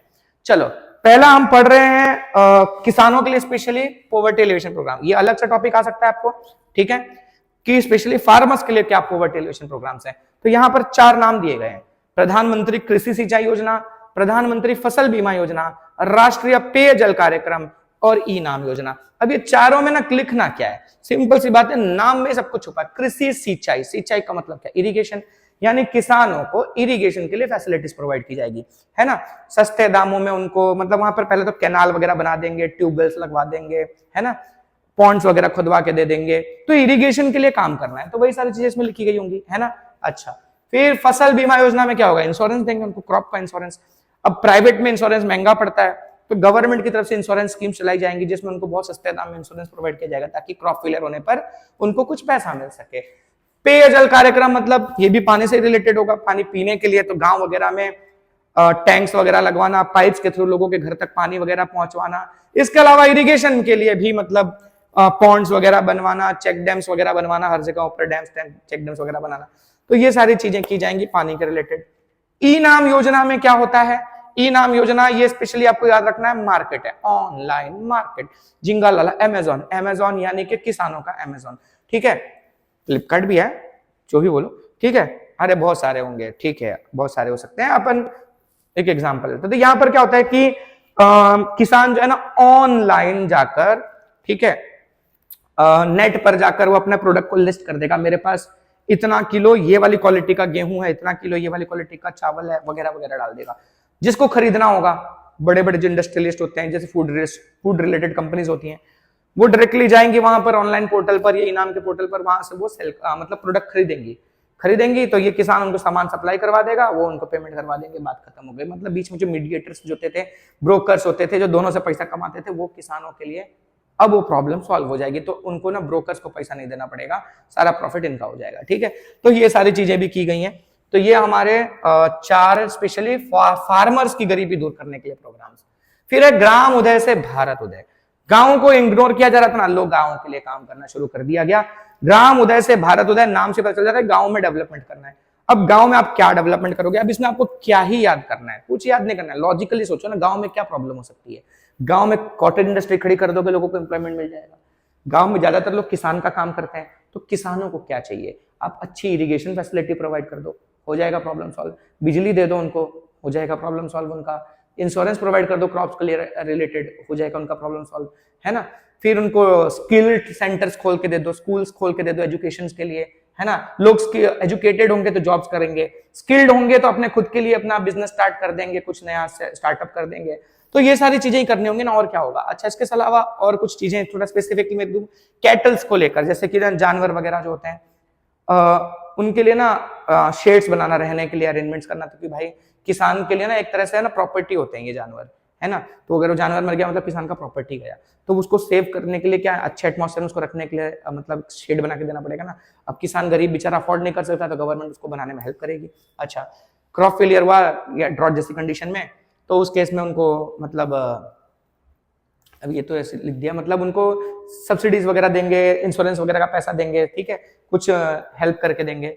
फिर इक्विपमेंट्स खरीदना है उनको, खेती के लिए जो इक्विपमेंट्स खरीदना है, ट्रैक्टर वगैरह खरीदना है, तो वो भी कॉस्ट ज्यादा होता है, किसान अफोर्ड नहीं कर सकता, तो उसको सब्सिडी देंगे। मतलब सब्सिडी क्या होता है, अब मान लो कि अगर ट्रैक्टर 20 लाख का है, ठीक है, तो किसान को 20 लाख रुपया नहीं देना पड़ेगा, किसान देगा 18 लाख रुपया। 2 लाख रुपया कौन देगा, तो वो जो 2 लाख रुपया है ना, वो गवर्नमेंट पे करेगी, यानी किसान को सस्ते दाम में वो चीज अवेलेबल हो जाए, चाहे वो ट्रैक्टर हो, चाहे वो कोई इक्विपमेंट हो, चाहे फर्टिलाइजर्स हो, सब चीजों में हेल्प की जाती है। मतलब गांव के एरिया में हर तरह से हेल्प करना है। इसके अलावा गांव के लोगों को लोन वगैरह की भी जरूरत पड़े तो लोन प्रोवाइड करने के लिए फाइनेंस सोसाइटीज वगैरह बनाना। फिर लेबोरेटरीज वगैरह बनाई जाती हैं जिसमें किसान अपने सॉइल का टेस्टिंग करवा सकता है और जान सकता है कि उसका सॉइल किस तरह की खेती के लिए ज्यादा सुटेबल है, तो उसको हेल्प मिल जाएगी। पॉन्ड वगैरह बनाना, कैनाल्स वगैरह बनाना। तो जैसे मैंने बताया ना कि गांव की इकोनॉमी को सोचो अपने दिमाग में और समझो कि वहां क्या जरूरतें हैं, वही जरूरतों को फुलफिल करने के लिए आप क्या स्टेप्स लोगे, लिख दो, हो गया, बात नहीं है जरूरत रटने की, ठीक है। तो ये हमारे ग्राम उदय से भारत उदय वाला प्रोग्राम। फिर बात करें दीनदयाल उपाध्याय ग्राम ज्योति योजना। अब ग्राम ज्योति, ज्योति से पता चल जाता है लाइट, इलेक्ट्रिसिटी, ठीक है। तो ये जो योजना है इसमें कोशिश क्या की जाएगी, 24/7 इलेक्ट्रिसिटी प्रोवाइड की जाए गांव के एरिया में, ठीक है। तो वहां पर भी क्या होगा भाई, अच्छी फैसिलिटीज डेवलप होंगी, किसान जो है वो ट्यूबवेल्स के थ्रू रेगुलर पानी यूज कर पाएगा जब जरूरत पड़ेगी उसको, है ना। इरिगेशन फैसिलिटीज इंप्रूव होंगी, इलेक्ट्रिसिटी का इस्तेमाल करके वो पंप चलाएगा। फिर वहां भी बच्चे पढ़ेंगे लिखेंगे, लाइट अगर ढंग से रहेगी हर टाइम, तो वहां भी कंप्यूटर्स वगैरह लगाए जा सकते हैं स्कूल्स वगैरह में, बेटर एजुकेशन पा सकेंगे बच्चे, स्किल सीख सकेंगे। तो इलेक्ट्रिसिटी के बहुत सारे बेनिफिट्स हैं। अच्छा, अब इसमें ये जो चीजें है ना कि 18,000 विलेजेस, ठीक है, में नई लाइंस लगाने का काम किया गया जिनके पास पहले इलेक्ट्रिसिटी फैसिलिटी नहीं थी। इस स्कीम के थ्रू 18,000 विलेजेस को कवर किया गया। ठीक है, अच्छा, इसमें नए नए सबस्टेशन बनाना। सबस्टेशन क्या होते हैं? जैसे मेन एक जगह से जहां पावर जनरेशन होता है वहां से एक सिटी के या किसी बड़े एरिया के बाहर आता है, वो सबस्टेशन होता है। वहां से फिर अलग अलग हिस्सों में वहां से ट्रांसफर किया जाता है इलेक्ट्रिसिटी को। तो वही नए नए सबस्टेशन बनाए गए, जहां पर पहले नहीं थे वहां पर भी बनाए गए। ठीक है, अच्छा, फिर एग्रीकल्चरल इक्विपमेंट्स वगैरह खरीदने में उनको हेल्प देना, सब्सिडी वगैरह प्रोवाइड करना। इलेक्ट्रिसिटी भी सब्सिडाइज रेट पर देना, जैसे किसानों के लिए इलेक्ट्रिसिटी ना सब्सिडी के साथ, क्योंकि भाई बिल भी तो आएगा इलेक्ट्रिसिटी यूज करेंगे तो अगर वो किसान ज्यादा यूज कर रहा है इरिगेशन में तो बिल ज्यादा पे करना पड़ेगा। तो इसलिए उसको सस्ते दाम में इलेक्ट्रिसिटी प्रोवाइड किया जाता है जो बाकी लोगों को मिलता है उसके कंपैरिजन में। तो ये सारी चीजें की जाती है। फिर इसके अलावा सोलर वगैरह के जो सोलर पैनल्स वगैरह लगवा के देना, वो भी इलेक्ट्रिसिटी से रिलेटेड है। तो वो सारी चीजें करके देते हैं। ठीक है, अच्छा, फिर है वन बंधु कल्याण योजना। ठीक है, इसके थ्रू आदिवासियों का डेवलपमेंट, ट्राइबल एरियाज जो है ना, ट्राइबल एरिया में रहने वाले लोग हैं उनके डेवलपमेंट के लिए स्कीम चलाई गई है। इसमें क्या है कि जो आदिवासी वुमेन है उनको ट्रेनिंग दी जाती है, किसके ऊपर? डेयरी डेवलपमेंट के ऊपर। मतलब जो गाय भैंस ये सब दूध देने वाले जानवर हैं, इनको हम कैसे इनकी केयर करें, क्या इनको खिलाएं ताकि ये हेल्दी भी रहें, ज्यादा दूध भी दें, फिर दूध को हमको प्रिजर्व कैसे करना है, डेयरीज में कैसे पहुंचवाना है, ये सारी चीजों की इनको ट्रेनिंग दी जाती है। ठीक है, फिर नए तरह के मतलब प्लांट्स वगैरह जो है ना उनको भी कैसे ढंग से उगाया जाए। ठीक है, जैसे अब होता है कि किसी को ज्यादा स्किल नहीं है, वो खेती कर रहा है लेकिन वो ढंग से उग नहीं रहा है, तो उसको पता चलना चाहिए ना कि क्या प्रॉब्लम आ रही है, तो प्रॉब्लम वगैरह भी उनको सिखाई जाएगी कि ये प्रॉब्लम आ रही है, इसको आप ऐसे सॉर्ट आउट कर सकते हो। तो ये सारी चीजों में उनको हेल्प किया जाता है। ठीक है, फिर उनके लिए ऐसे पंडाल वगैरह बनाए जाते हैं जहां पर उनको स्किल सेंटर्स में ट्रेनिंग वगैरह दी जाती है, पैकिंग करना ये सब करना भी सिखाया जाता है। समरस हॉस्टल स्मार्ट आश्रम्स बनाए गए हैं जहां पर इनको मतलब जो बच्चे हैं वो रहकर वहां पर ट्रेनिंग ले सकते हैं जैसे हॉस्टल टाइप का, और वहां पर चीजें सीख सकते हैं। ठीक है, encouragement to organic farming, organic farming के लिए लोगों को एनकरेज किया जाता है। ठीक है, अब क्या है ना, ऑर्गेनिक फार्मिंग आजकल देखा जाए तो बड़ा ट्रेंड में चल रहा है। नॉर्मल फार्मिंग के कंपैरिजन में ऑर्गेनिक फार्मिंग में क्या है कि यहाँ जो प्रोडक्ट्स होते हैं उनका कॉस्ट ज्यादा होता है। अगर आप ऑर्गेनिक प्रोडक्ट्स बेचोगे तो ज्यादा प्रॉफिट कमा पाओगे। तो किसानों को मोटिवेट किया जा रहा है कि आप ऑर्गेनिक फार्मिंग करो, इसकी डिमांड बढ़ रही है धीरे धीरे। और इंडिया में भले अभी भी हम बहुत सारा सस्ता खोज रहे हैं, लेकिन जो दूसरे देश है ना, जो डेवलप हो चुके हैं देश, उनको समझ में आ गया कि इंसेक्टिसाइड पेस्टिसाइड वाली चीजें नुकसान कर रही हैं, तो वो अब ऑर्गेनिक की तरफ शिफ्ट कर रहे हैं। अगर हमारे देश का किसान ऑर्गेनिक चीजें उगाएगा तो इंडिया में भले ना यूज करें लोग, इसको वो एक्सपोर्ट करके दूसरे देश में बेच सकता है। जब दूसरे देश में बेचेगा ना, ज्यादा पैसा आएगा भाई, बहुत ज्यादा पैसा आएगा। तो उसके लिए उनको मोटिवेट किया जा रहा है। ठीक है, अच्छा, उसके लिए जो जरूरत पड़ती है वो हेल्प भी की जाती है। ग्राम सड़क योजना, इससे क्या, रोड कनेक्टिविटी प्रोवाइड करना। ठीक है, गांव को शहरों से कनेक्ट करना अच्छे रोड नेटवर्क के थ्रू, ताकि भाई चीजों का एक्सचेंज हो सके, बिजनेसेस ग्रो कर सके, इकोनॉमी अच्छे से चल सके, है ना। ये देखो, ये मतलब मुख्यमंत्री ग्राम सड़क योजना का सिंबल है। ठीक है, पूछ सकते हैं 1 मार्क के क्वेश्चन में। देखो, गुजरात के मैप में रोड बना रहेगा, और सेम जो है ना प्रधानमंत्री ग्राम सड़क योजना है जिसमें सिर्फ रोड बना हुआ है इस बैकग्राउंड में। ठीक है, अब कलर देख रहे हो, वही कलर का गुजरात का मैप बनाया हुआ है। ठीक है, गुजरात बनाया तो मुख्यमंत्री और गुजरात नहीं बनाया तो प्रधानमंत्री ग्राम सड़क योजना। ठीक है, अच्छा, माँ अन्नपूर्णा योजना। अब अन्नपूर्णा कौन है? अन्नपूर्णा माता मतलब अन्न की देवी है। ठीक है, माता पार्वती को ही अन्नपूर्णा माता कहा जाता है। ठीक है, ये जो है हमको अन्न पूर्ण कर रही है, हमारा पेट पाल रही है। ठीक है, तो उसके हिसाब से नाम बनाया गया अन्नपूर्णा योजना। इसमें क्या है ना, जो गरीब फैमिलीज हैं 35 kg ऑफ फूड ग्रेन्स पर family every month Gujarat government देती है फ्री ऑफ कॉस्ट, बिना किसी पैसे के। 35 किलोग्राम ग्रेन तो फ्री में दे रहे हैं। ठीक है, ये गुजरात गवर्नमेंट की तरफ से। ठीक है, अच्छा, इसके अलावा जो मिडिल क्लास की फैमिलीज हैं उनको भी 5 किलो तक फूड ग्रेन सस्ते दाम में मिलता है। जैसे वीट जो है ना 2 रुपया पर केजी मिलता है, और राइस जो है ना वो 3 रुपया पर केजी मिल रहा है। ठीक है, पर कहां मिलेगा? हर जगह नहीं मिलेगा, फेयर प्राइस शॉप्स पर मिलेगा जो सरकारी राशन की दुकान है। 3.82 करोड़ लोगों को स्कीम में कवर किया गया है। ठीक है, और इससे क्या फायदा है? देखो, बहुत सारे लोगों का जो पैसा अनाज पर लगता है, खाने पर लगता है, वो बच रहा है। वो पैसा बचेगा तो क्या होगा? वो पैसा अपने दूसरी चीजों में लगाएंगे जिससे उनका लिविंग स्टैंडर्ड इंप्रूव होगा। ठीक है, सांसद आदर्श ग्राम योजना, इसमें क्या होता है कि जो एमपीज हैं वो गांव का अडॉप्ट करेंगे, अलग अलग गांवों को, और उसके ऊपर मतलब काम करेंगे, एक स्पेशल गांव को अच्छे से डेवलप करेंगे, वहां पर सारी फैसिलिटीज डेवलप करेंगे ताकि वो डेवलप हो जाए तो उन गांव के लोगों का लिविंग स्टैंडर्ड इंप्रूव हो जाए। फिर उसके बाद दूसरा गांव चुनेंगे और उसके ऊपर काम करेंगे। तो इस तरह से सांसद आदर्श ग्राम योजना में हर सांसद को, हर एमपी को एक एक गांव अडॉप्ट करना होता है और उसको डेवलप करना होता है। ठीक है, फिर है Mahatma Gandhi National Rural Employment Guarantee Act मनरेगा। इसमें guaranteed wage based employment programme है। ये सबको काम दिया जाता है पर वो मेहनत वाला काम। ठीक है, ठीक है, अनस्किल्ड वर्क जो है वो दिया जाता है। इसका स्लोगन है अवर village our work along with reasonable price. याद रखना स्लोगन, ठीक है, 1 मार्क्स का। अवर village our work along with reasonable price, सही दाम पर, मतलब हमारा गांव हमारा काम और सही दाम, ठीक है, ये है इसका नारा। तो मनरेगा में मतलब लोगों को रजिस्टर करना होता है, वो रजिस्टर करेंगे तो मेहनत वाला काम उनको दिया जाएगा। जैसे कि गांव में कुछ भी काम आ गया, कैनाल बनाना है, पॉन्ड खोदना है, जो गवर्नमेंट स्कीम्स के थ्रू घर वगैरह बनाने होते हैं, तो इन सब में काम करने वाले लोगों की जरूरत पड़ती है, तो वो प्रोवाइड किया जाता है उनको काम। 100 डेज की गारंटी देती है गवर्नमेंट। अगर आपने रजिस्टर किया है तो 100 दिन का काम आपको पक्का है कि मिलेगा। हर दिन 7 घंटा काम करना होगा और हर दिन का अपना एक वेज फिक्स होगा, वो आपको मिलेगा। अगर गवर्नमेंट आपको 100 दिन तक का काम नहीं दे पाती तो उसके बदले में आपको कुछ वो अलाउंस देगी, ठीक है, फिर भी पैसा तो देगी, ठीक है, क्योंकि कंपलसरी गारंटी दी है ना गवर्नमेंट ने, तो पैसा तो देना पड़ेगा, ऐसा है, ठीक है। तो मतलब ये एक तरह से देखा जाए गांव के एरिया में काफी अच्छा स्कीम है लोगों को, मतलब लोगों का लिविंग स्टैंडर्ड इंप्रूव करने के लिए। अच्छा, फिर वो सारी चीजें मैंने तुमको बता दी, इसमें क्या क्या काम होता है बता दिया, ठीक है। मिशन मंगलम, मिशन मंगलम में क्या है कि जो औरतें हैं उनको सखी मंडल्स और ये सेल्फ हेल्प ग्रुप्स के थ्रू मतलब मोटिवेट किया जाता है कि ये सब ऑर्गेनाइजेशन ये लोग बनाए, जिससे क्या होगा कि मिलकर ये लोग कुछ सेल्फ एम्प्लॉयमेंट का काम कर सकते हैं। जैसे पापड़ बनाकर बेच सकते हैं, कुछ हैंडीक्राफ्ट आइटम बनाकर बेच सकते हैं, तो उसके लिए उनको जो लोन वगैरह प्रोवाइड करना है वो भी देंगे, स्किल वगैरह सिखाना वो भी सिखाएंगे, वो सारी चीजें इसमें की जाती है, ठीक है।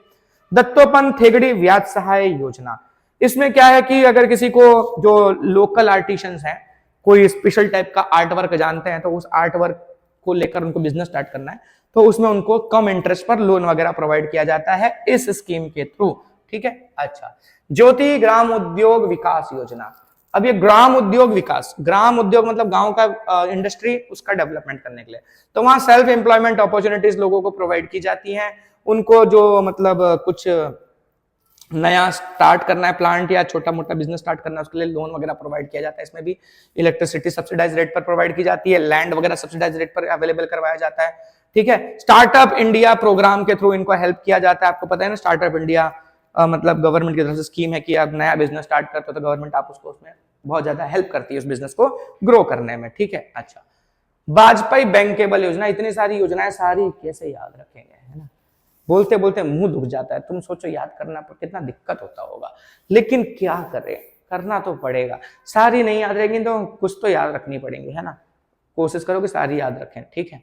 तो वाजपेयी बैंकेबल योजना में क्या 18 से 65 साल के लोग, ठीक है, जो मतलब कम पढ़े लिखे हैं, ठीक है, सिर्फ 4th क्लास तक पढ़े लिखे हैं, इनको मतलब हेल्प प्रोवाइड करते हैं ताकि वो खुद का कुछ बिजनेस वगैरह छोटा मोटा काम धंधा शुरू कर सके। एग्रो बिजनेस पॉलिसी 2016, इसमें क्या है, अच्छा इसमें याद रखना है कम पढ़े लिखे लोगों के लिए, ठीक है। ऐसे तो बहुत सारे में दिख रहे हैं सेल्फ एम्प्लॉयमेंट के लिए भाई पैसा देते हैं, सब्सिडी देते हैं, लोन देते हैं वगैरह वगैरह, तो यहाँ पर भी वैसा है, लेकिन ये कम पढ़े लिखे लोगों के लिए स्पेशली, ठीक है। अच्छा, एग्रो बिजनेस पॉलिसी में क्या है, स्टेट गवर्नमेंट ने 10 लाख लोगों को एम्प्लॉयमेंट प्रोवाइड करने के लिए फूड प्रोसेसिंग इंडस्ट्रीज वगैरह को प्रोमोट करने का काम किया है, ठीक है, जिसमें एग्रीकल्चरल प्रोडक्ट्स को फूड, जैसे होता है ना वेफर्स बनाना हो, नमकीन बनाना हो, ठीक है, ब्रेड बनाना हो, ऐसे बहुत सारी पापड़ खाखरा ये सब बनाने वाली कंपनियां हैं, तो उन सब को ना डेवलप किया जाएगा। गांव वगैरह के एरिया में ऑयल वगैरह बनाते हैं जो, तो उससे क्या होगा, एग्रीकल्चर में भी जो किसान है उनको भी बेनिफिट होगा, इंडस्ट्री में एम्प्लॉयमेंट भी मिलेगी, तो यूथ को एम्प्लॉयमेंट मिल जाएगी। तो ये सारा कामकाज होता है एग्रो बिजनेस पॉलिसी 2016 स्कीम इसलिए बनाई गई है। अनएम्प्लॉयमेंट, बेरोजगारी, बेरोजगारी क्या है, बहुत बड़ी समस्या है वैसे तो, ठीक है, और हमारे देश में तो बहुत ज्यादा देखने को मिलती है।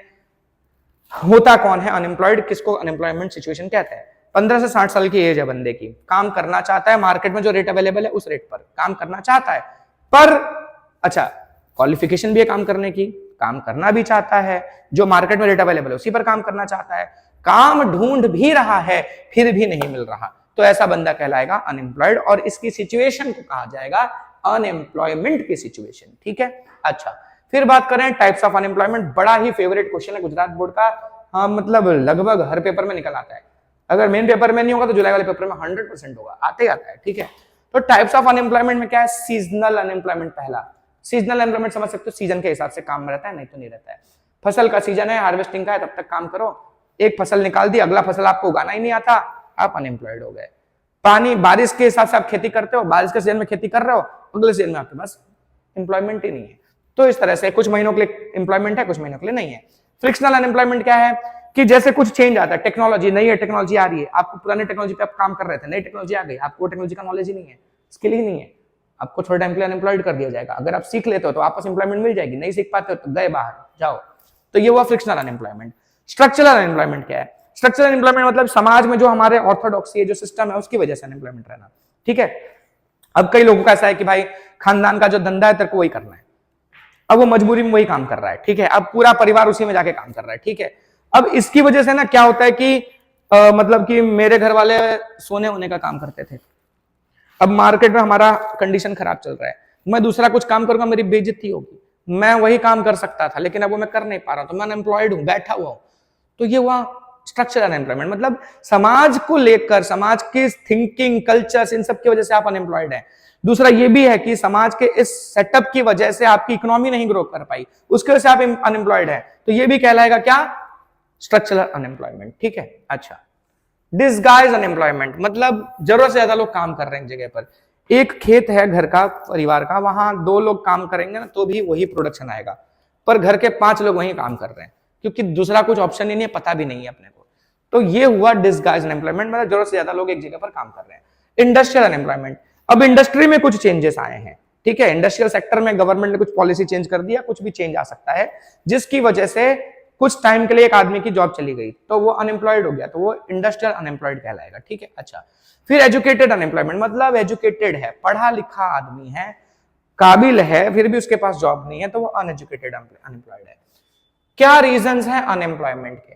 पहला रीजन है पॉपुलेशन, बहुत ज्यादा पॉपुलेशन है, उस हिसाब से भाई जॉब्स ही नहीं है, तो भाई जाहिर सी बात है अनएम्प्लॉयमेंट होगा। थ्योरेटिकल नॉलेज, लोगों को एजुकेशन तो मिल रही है, पढ़े लिखे तो हैं लोग, लेकिन थियरीज आ रही है, हमारा सिस्टम ही ऐसा है, ये याद करो, लिख दो, बात खत्म, पास हो गए तुम। स्किल तो सिखाई ही नहीं जा रही है। ऑन ग्राउंड जब बंदा इंडस्ट्री में पहुंचता है तो उसको पता चलता है अच्छा ये करना है, मैं तो कुछ और पढ़ के आया हूं, तो ये भी दिक्कत है। तो स्किल नहीं है ढंग का, हमको खाली थ्योरेटिकल नॉलेज दी जा रही है, ये एक प्रॉब्लम है। एग्रीकल्चर के अंदर रिस्क बहुत ज्यादा है, बारिश का कुछ ठिकाना नहीं है, जहां बारिश होनी चाहिए वहां हो ही नहीं रही है, जहां नहीं वहां ज्यादा हो जा रही है। ठीक है, तो ये सब दिक्कतें हैं, तो इस वजह से भी मतलब एग्रीकल्चर के अंदर जो है हमारी प्रॉब्लम्स आ रही है, उसकी वजह से बहुत सारे लोग अब एग्रीकल्चर करना नहीं चाह रहे हैं, बैठे हुए रह रहे हैं, अनएम्प्लॉयड हैं। Weak condition of cottage industries, जो गांव वगैरह के एरिया, कॉटेज इंडस्ट्रीज मतलब पापड़ बनाना, सब बनाना, छोटे स्केल की इंडस्ट्रीज है, ये इंडस्ट्रीज की कंडीशन अच्छी नहीं है, इनकी ग्रोथ नहीं हो रही है, ग्रोथ नहीं हो रही, डेवलपमेंट नहीं हो रहा, तो ज्यादा लोगों को एम्प्लॉयमेंट नहीं मिल पा रही है, कई जगह तो बंद हो चुकी है। अगर ये ग्रो करे ना तो इसमें क्या होता है ना, ज्यादा मैन पावर की जरूरत पड़ती है, फिजिकल काम ज्यादा होता है, तो लोगों का इन्वॉल्वमेंट ज्यादा चाहिए। अब अगर ये डेवलप करती है तो ज्यादा लोगों को एम्प्लॉयमेंट मिल पाती है, लेकिन ये डेवलप नहीं कर रहे तो लोगों को एम्प्लॉयमेंट नहीं मिल पा रही है। ठीक है, फिर है caste system, lack of courage to set up new business. अच्छा, अब एक तो ये है कि भाई कुछ ऐसा है ना कि हमारे यहाँ मानसिकता है, धंधा करोगे रिस्की काम है, चुपचाप जाओ नौकरी खोजो, सेटल हो जाओ, फिर तुम्हारे लिए हम छोकरी खोज देंगे, जिंदगी में सेटल हो जाओ, बात खत्म हो गई। ठीक है, तो 2 ही टारगेट रहता है, नौकरी और छोकरी, बिजनेस का तो कोई सोच ही नहीं रहा है, तो बहुत सारे लोग नहीं सोचते हैं, तो सोचना चाहिए हमको। ठीक है, जब लोग बिजनेस करेंगे तो भाई अगर आज मैं एक बिजनेस कर रहा हूं तो मैं कल 4 लोगों को और एम्प्लॉयमेंट दे सकता हूँ, तो वो चीज हो जाती है। तो लोग ना बिजनेस करना नहीं चाहते, करेज नहीं है लोगों के अंदर बिजनेस का। दूसरा, नॉलेज में फ्लॉ है, जो हम चीजें सीख रहे हैं ना वो ढंग की चीजें हमको सिखाई नहीं गई हैं। मैंने बताया जैसे कि मार्केट में नई टेक्नोलॉजी आ गई है, मुझे भी पुरानी टेक्नोलॉजी के बारे में पढ़ाया जा रहा है, मैं सीख के भी जाऊंगा तो वहां पर काम कैसे करूंगा, तो बड़े चैलेंजेस हैं, तो ये एक प्रॉब्लम है। Low growth rate of industrial development, industrial development हुआ तो है, पर जिस रेट से ग्रो करना चाहिए इंडस्ट्रीज को, उस रेट से इंडस्ट्रीज ग्रो नहीं हुई है। उस रेट से ग्रो होती तो ज्यादा लोगों को जॉब दे पाती, पॉपुलेशन तो तेजी से ग्रो हुआ है, ठीक है, लेकिन इंडस्ट्रीज उतनी नहीं ग्रो हुई कि ज्यादा लोगों को जॉब दे पाए, तो ये एक प्रॉब्लम है। ठीक, अनएम्प्लॉयमेंट को दूर करने के लिए क्या किया गया है, कुछ एफर्ट्स मतलब होने चाहिए। तो लिखा है अनएम्प्लॉयमेंट और पॉवर्टी सेम साइड है, मतलब 2 साइड्स हैं सेम कॉइन के, एक ही सिक्के के 2 साइड्स हैं, एक मतलब यानी कि साथ साथ चलती हैं, जहां अनएम्प्लॉयमेंट होगा वहां गरीबी जरूर होगी, ऐसा है। अब इसमें क्या है कि अनएम्प्लॉयमेंट की वजह से ना हमारे जो यूथ है उनके ऊपर बहुत बुरा असर पड़ता है, डिप्रेशन में चले जाते हैं, है ना, समाज में बहुत सारा उनको मतलब क्रिटिसिज्म फेस करना पड़ता है, शर्म आती है उनको, भाई उनकी क्या गलती है, भाई पढ़ लिख के भी बंदा बेरोजगार है, उसकी क्या गलती है, ठीक है, लेकिन फिर भी उसको समाज में गलत तरीके से देखा जाता है। बंदा ये भी सोचता है इतना सारा पढ़ा लिखा, मेहनत किया, इतना सारा पैसा लगाया पढ़ाई में, फिर भी मेरे पास जॉब नहीं है। अब इन चक्करों में ना कई बार वो गलत रास्तों पे चले जाते हैं, ठीक है, नशे वशे में चले जाते हैं, क्रिमिनल एक्टिविटीज में घुस जाते हैं, तो ये सारी एक बड़ी समस्या है। तो ये सारी समस्याओं को सॉल्व करने के लिए हमको अनएम्प्लॉयमेंट दूर करना पड़ेगा। कैसे दूर करेंगे? पहला है हाई इकोनॉमिक गोल को टारगेट करें। टारगेट करके इकोनॉमी को ज्यादा तेजी से ग्रो करवाना है, जैसे 10% या ऐसे का टारगेट रखा जाए। ज्यादा तेजी से अगर इकोनॉमी ग्रो करवाने की बात की जाएगी तो हम उस हिसाब से काम करेंगे, उस हिसाब से काम करेंगे, इकोनॉमी तेजी से ग्रो करेगी। इकोनॉमी तेजी से ग्रो करेगी, ज्यादा बिजनेसेस खुलेंगे, ज्यादा इंडस्ट्रीज खुलेंगी, ज्यादा लोगों को जॉब मिलेगा। ठीक है, फिर क्या है, गवर्नमेंट को ना लेबर इंटेंसिव मेथड्स पर फोकस करना चाहिए। जहां जिन कामों में ना ज्यादा आदमियों की जरूरत पड़ती है, ऐसे कामों को और ज्यादा ग्रो करने की जरूरत है, ऐसे इंडस्ट्रीज को और ज्यादा ग्रो करने की जरूरत है, ताकि ज्यादा से ज्यादा लोगों को एम्प्लॉयमेंट दिया जा सके। फिर मोर नंबर ऑफ पीपल में be employed in rural areas. अच्छा, गांव के एरिया में अगर हम देखें तो हम वहां ज्यादा लोगों को एम्प्लॉयमेंट दे सकते हैं। कैसे? मतलब नए बिजनेस स्टार्ट करने के लिए लोगों को मोटिवेट करें, जैसे वो स्कीम्स आप देख रहे थे, अपने देखा, तो ऐसे स्कीम चलाओ, वहां पर लोगों को सेल्फ एम्प्लॉयमेंट के लिए मोटिवेट करो, एग्रीकल्चर में उनको सपोर्ट करो ताकि लोग एग्रीकल्चर की तरफ भी अट्रैक्ट हो, ज्यादा लोगों को काम मिल सके। कॉटेज इंडस्ट्री को सेटअप करो ताकि लोग वहां पर मतलब जॉब पा सकें। तो ये सारी चीजें हमको करनी चाहिए। ठीक है, फिर और एक्टिविटीज, फिशरी वगैरह, पोल्ट्री वगैरह, ये सब चीजें सिखानी चाहिए, उसके लिए मोटिवेट करना चाहिए लोगों को करने के लिए। तो ये सारी चीजें की जा सकती हैं। ठीक है, अच्छा, एक चीज और होगा, अगर गांवों में हम ये सारी चीजें करेंगे, लोग गांव में ही अपने लिए अगर एम्प्लॉयमेंट ढूंढ लेंगे, तो शहरों पर ना एम्प्लॉयमेंट का लोड कम हो जाएगा। जो गांव से लोग क्यों माइग्रेट करके शहरों में जाते हैं? नौकरी की तलाश में। क्योंकि गांव में एग्रीकल्चर कर रहे थे, एग्रीकल्चर से कुछ मिल नहीं रहा है, रिस्क बहुत ज्यादा है, तो लोग माइग्रेट करके शहर जा रहे हैं। शहर में गिने चुने यूनिट्स हैं, काम करने वाले लोग ज्यादा आ जा रहे हैं, कहां से जॉब मिल पाएगा?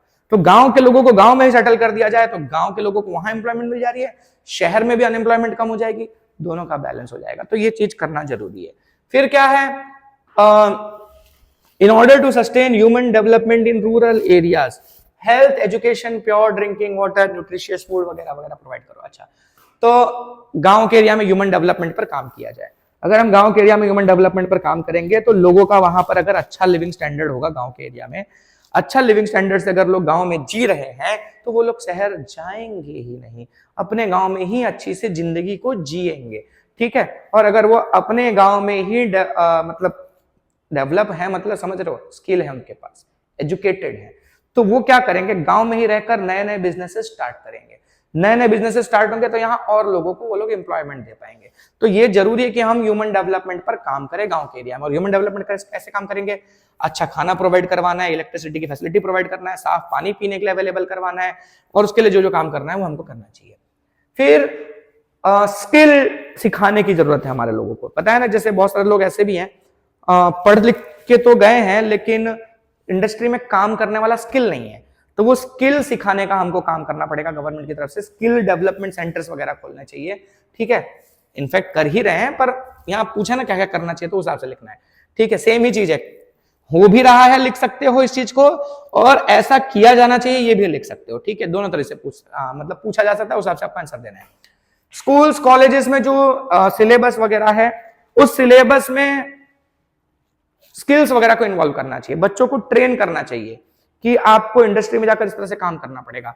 इंडस्ट्री की जो रिक्वायरमेंट्स है आप समझ रहे हो कि हाँ इंडस्ट्री में इस टाइम पर ये चीजें, जैसे फॉर एग्जांपल अपन बात करें सॉफ्टवेयर डेवलपमेंट की बात करें तो अलग अलग लैंग्वेजेस आते हैं, तो इंडस्ट्रीज में जो लैंग्वेज का ट्रेंड चल रहा है वो लैंग्वेज बच्चों को सिखाई जाए। ठीक है, तो वो क्या होगा कि बंदा इंडस्ट्री रेडी बनेगा ना।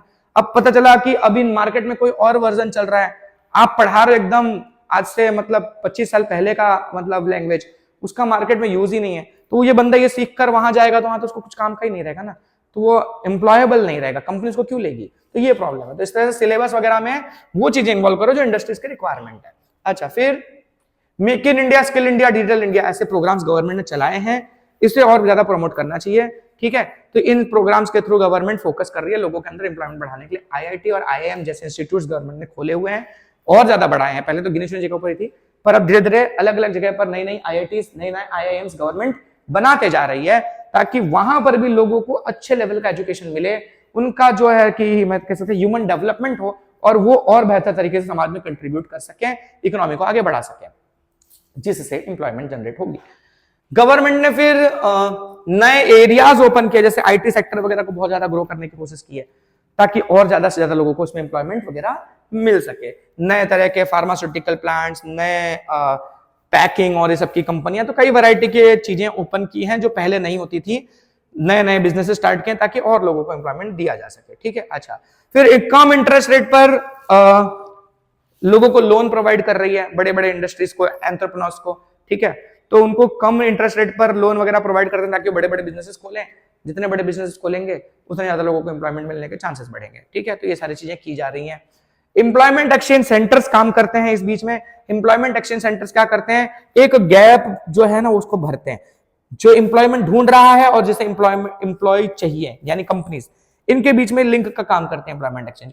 आप जाकर एम्प्लॉयमेंट एक्सचेंज पे रजिस्टर कर दो कि मेरे को ना जॉब चाहिए, मेरी ये क्वालिफिकेशन है। इंडस्ट्रीज जाके एम्प्लॉयमेंट एक्सचेंज को कांटेक्ट करते हैं कि हमारी रिक्वायरमेंट है, ये पढ़ा लिखा आदमी, ऐसा आदमी चाहिए हमको चाहिए। ये तुरंत बोल देंगे हाँ भाई जाओ इधर मिल लो, दोनों मिलकर प्रॉब्लम सॉर्ट आउट कर लेंगे, जॉब मिल जाएगी, जॉब वाले को जॉब मिल जाएगी, कंपनी को काम करने वाला आदमी मिल जाएगा, ठीक है। तो ये काम अच्छा है इनका। इससे एक चीज और है कि ये गवर्नमेंट वाले जो इंफॉर्मेशन सेंटर्स है ना, एम्प्लॉयमेंट सेंटर्स, ये सही इंफॉर्मेशन देते हैं, ऑथेंटिक इंफॉर्मेशन देते हैं, गलत इंफॉर्मेशन आपको नहीं देंगे। जैसे ना प्राइवेट में कई बार होता है कि लोग ना कुछ भी बता के कुछ और भेज देते हैं, वहां जाके कुछ और सीन निकलता है, तो वो चीज यहाँ नहीं होती है। तो ऑथेंटिक इंफॉर्मेशन आपको मिलेगी। कई बार गाइडेंस भी करते हैं करियर चूज करने में, जैसे आपकी क्वालिफिकेशन के हिसाब से आप विजिट करो तो आपको बताएंगे आप क्या क्या फील्ड में जा सकते हो, तो उस हिसाब से आपको गाइडेंस भी मिलेगा। मैगजीन्स आउट करते हैं समय समय पर, रोजगार कारकिर्दी मैगजीन नाम एक दिया हुआ है, इसमें ना मतलब क्या क्या वैकेंसीज अवेलेबल हैं अलग अलग फील्ड में, वो सारी चीजों का इंफॉर्मेशन इसमें आता है। साथ ही साथ आगे आने वाले समय में कौन कौन सी फील्ड डेवलप कर सकती है उसका भी इंफॉर्मेशन रहता है। हेल्पलाइन नंबर दिया है, इस हेल्पलाइन नंबर पर आप फोन करके एम्प्लॉयमेंट रिलेटेड चीजें भी पूछ सकते हो, कुछ गाइडेंस चाहिए तो गाइडेंस भी ले सकते हो। 2015 की अगर हम बात करें तो 947 एम्प्लॉयमेंट एक्सचेंज सेंटर्स इंडिया में थे, ठीक है। गुजरात के अंदर 8.30 लाख यानी 8.3 लाख लोगों ने एम्प्लॉयमेंट एक्सचेंज सेंटर्स में रजिस्ट्रेशन करवाया हुआ है। बात करते हैं वर्ल्ड लेबर मार्केट की, पूरी दुनिया का लेबर मार्केट, ठीक है। तो इसमें क्या होता है कि जब एक देश से लेबर दूसरे देश में जाते हैं, दूसरे देश से पहले देश में आते हैं, तीसरे देश में जाते हैं, लेबर्स का जब एक्सचेंज होता है इसी को हम कहते हैं लेबर मार्केट, ठीक है, वर्ल्ड लेबर मार्केट। अच्छा, तो movement of labour at international level, यही एक लाइन इस पूरे चीज का डिफाइन मतलब डेफिनेशन हमको दे सकती है, ठीक है। तो ये याद रखना है। अच्छा, इससे एक चीज है कि देखो फायदा भी है नुकसान भी है। नुकसान पहला दिखा रहे हैं क्या, ब्रेन ड्रेन। ब्रेन ड्रेन दिमाग में डाल दो। ब्रेन ड्रेन क्या है, आपको ऐसे वगैरह भी लिखने के लिए आता है इंग्लिश में, कि हमारे देश का टैलेंट यहाँ पढ़ लिख रहा है, सब कुछ है, स्किल्ड है, हार्ड वर्किंग है, ये यहां से चला गया दूसरे देश में, क्योंकि वर्ल्ड लेबर मार्केट में भाई एक्सचेंज हो रहा है ना लेबर्स का, हमारा तो टैलेंट वहां चला गया, वहां के लिए काम कर रहा है, वहां की इकोनॉमी ग्रो कर रही है, हमको क्या मिल रहा है, तंबूरा, तो हम तो रह गए पीछे। तो ये हुआ ब्रेन ड्रेन का सिचुएशन, जिसकी वजह से अपने देश की इकोनॉमी को नुकसान हो रहा है, हमारा टैलेंट दूसरे देश में जा रहा है। क्यों जा रहा है हमारा टैलेंट दूसरे देश में, क्यों जा रहा है, बोल भाई क्यों जा रहा है। तो वो इसलिए जा रहा है ना क्योंकि भैया वहां उसको ना ज्यादा सैलरी मिल रही है, वहां उसको ना बेटर लिविंग स्टैंडर्ड मिल रहा है, ठीक है। तो वो भाई जाहिर सी बात है अट्रैक्ट होकर वहां जाएगा, ठीक है। अब कहने की बात है कि भाई ठीक है वो यहां से सीखा है, सब कुछ यहाँ के रिसोर्सेस यूज किए है, तो एक जिम्मेदारी बनती है, ठीक है। लेकिन अब क्या है ना भाई, उसका भी कुछ पर्सनल चॉइस है, तो अब इसमें थोड़ा ज्यादा बोलने जैसा है नहीं, अपने जज नहीं कर सकते, ठीक है। अब अपने अपने ओपिनियंस हो सकते हैं, किसी के लिए वो सही है चले जाना, किसी के लिए वो गलत है, अब आपके ऊपर डिपेंड करता है कि आप जाना चाहोगे कि नहीं जाओगे, ठीक है। सोशल स्टेटस की बात करें, ये जो मतलब अदर कंट्रीज में जाना ना एक तरह से सोशल स्टेटस वाला बात हो जाता है। अगर मान लो आपका कोई रिलेटिव है, वो दूसरे देश में सेटल्ड है, तो आप लोगों के सामने बोलते हो ना, हाँ मेरा ये वहां पर रहता है, यूएस में रहता है, क्यों भाई वो इंग्लैंड में रहता है, तो ये बोलने में थोड़ा एक वो आता है, स्टेटस वाली बात आ जाती है। घर का आदमी हो, रिलेटिव में तो इतना बोल देते, घर का आदमी तो और ज्यादा प्राउड फील होता है, खुद चले जाओ तो और ज्यादा प्राउड फील हो जाता है। सोशल स्टेटस वाली बात हो गई अपने देश में, अपने देश में नहीं दुनिया में हर जगह पे लगभग ऐसा हो गया कि अगर एक बेटर कंट्री में मतलब ज्यादा डेवलप कंट्री में अगर कोई जाके रह रहा है तो वो एक सोशल स्टेटस वाली बात हो जाती है, और इस वजह से भी ज्यादा बहुत सारे लोग माइग्रेट करके दूसरे स्टेट्स में जाकर सेटल, दूसरी कंट्री में जाकर सेटल हो रहे हैं, ठीक है। अच्छा, फिर बात करें present demand for people knowledge, जिन लोगों को नॉलेज बहुत ज्यादा, खास करके आजकल जो आईटी की फील्ड में जिनको नॉलेज है ना, उनकी डिमांड बहुत ज्यादा है दुनिया में, ठीक है। जैसे देखो गूगल, माइक्रोसॉफ्ट, ये सब तो ढूंढते हैं इंडियन बंदों को, ठीक है, कि भाई टैलेंटेड है, इंडियन क्या चाइनीज वालों को भी बहुत ज्यादा ढूंढते हैं, तो इनको ना ये कंपनियां अपने यहाँ बुलाती हैं, ठीक है।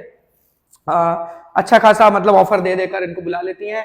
अब खाली आईटी ही नहीं, और भी फील्ड में से बायोटेक्नोलॉजी है, आईटी का तो सबसे ज्यादा मतलब क्रेज देखने को मिल रहा है, इसलिए मेरे दिमाग में वो आइडिया, बायोटेक्नोलॉजी है, और मेडिकल फील्ड के जो भी लोग हैं, इनकी भी डिमांड्स उन देशों में, दूसरे देशों में है, तो लोग एक जगह से माइग्रेट करके दूसरे देशों में जा रहे हैं एक अच्छे सैलरी, अच्छे लाइफस्टाइल की तलाश में। कई ऐसे इंडस्ट्रीज जो मैं बोल रहा था, गूगल या माइक्रोसॉफ्ट की बात कर रहा था, ये ना अच्छा खासा ऑफर देकर इनको अट्रैक्ट कर लेती हैं, ठीक है। बहुत सारे बेनिफिट्स दे देती हैं, भाई आपका मेडिकल का खर्चा नहीं लगेगा, आपका रहने का अरेंजमेंट हम करवा देंगे, कैंटीन आपका फ्री है, और इतनी सारी सैलरी दे रहे हैं, सारा सैलरी आपका जेब में बचेगा, ठीक है, गाड़ी वाड़ी भी दे देंगे आने का। तो ऐसे ऐसे ऑफर्स दे देते हैं ना अट्रैक्टिव, कि वो बंदा मतलब मना नहीं कर पाता यार, मतलब चले जाते हैं, ठीक है। मन कर रहा था कि रहता हूं देश के लिए कुछ करता हूं, लेकिन यार इतना सारा ऑफर दे रहा है ना, मन नहीं मान रहा, चलो चले जाते हैं। ऐसा भी हो जाता है कई बार, ठीक है, तो ये बुला लेती हैं कंपनियां वहां पर अट्रैक्टिव ऑफर्स देके। फिर कई बार हमारे यहाँ का ऐसा भी है ना, इंडस्ट्रियल फॉर्म्स, मतलब ये ना सबके कंटेक्स्ट में, पर अपन इंडिया के हिसाब से बात कर रहे हैं तो मैं इंडिया वाले एग्जांपल से दे रहा हूँ आपको। इंडस्ट्रियल फॉर्म्स जो है ना अपने यहाँ के लोगों को ट्रेनिंग वगैरह के पर्पज के लिए दूसरे देशों में भेजते हैं। जैसे कि फॉर एग्जांपल किसी दूसरे देश में वो टेक्नोलॉजी है, हमारे पास वो टेक्नोलॉजी हम ला रहे हैं खरीद के, तो वो सीखना भी तो पड़ेगा, तो अपने लोगों को वहां ट्रेनिंग के लिए भेजा जाता है। तो ये सारी चीजें भी जो होती है ना, इसको भी हम वर्ल्ड लेबर मार्केट का ही पार्ट काउंट करते हैं। फिर कंट्री को बेनिफिट भी है, अगर आपके देश का बंदा दूसरे देश में जा रहा है, वो वहां पैसे कमा रहा है, तो अपनी फैमिली के लिए पैसे भेजेगा, फैमिली के लिए भेजेगा तो यहाँ की गवर्नमेंट को टैक्स भी मिलेगा, और वो जो पैसा भेजेगा ना वो वहां के करेंसी में भेजेगा, तो वहां का पैसा आपके पास आया, यानी फॉरेन एक्सचेंज आया, जो कि इकोनॉमी के लिए बेनिफिशियल होता है। तो ये सारी चीजें हमारी, ठीक है, वर्ल्ड लेबर मार्केट खत्म हुआ, ये चैप्टर खत्म हुआ। कैसा लगा आपको वन शॉट कमेंट सेक्शन में बताना, और जो चीजें आपको चाहिए, आपकी डिमांड जो है प्रेजेंट करते रहना। और योद्धा सीरीज लेके मिलते हैं बहुत जल्द। Till then bye bye.